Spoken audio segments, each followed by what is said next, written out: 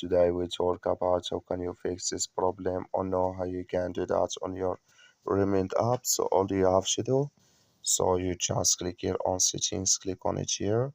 When you just click on settings, it's going to show for you a list like this here. So then you go down, just keep going down, click here on apps. You come to apps list here and there you're looking for a Remit app, or just click on search. Then here add Remit, sorry, add here Remit. It's going to show for you like this. Click on it. So then it's going to take you to this list. Click on for stop, click on OK here. Then you go down, just click on storage.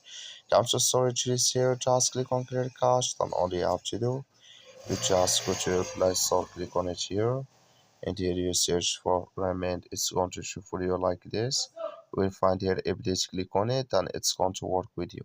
That's all you have to do. Thank you for watching. Don't forget to support us by like and subscribe.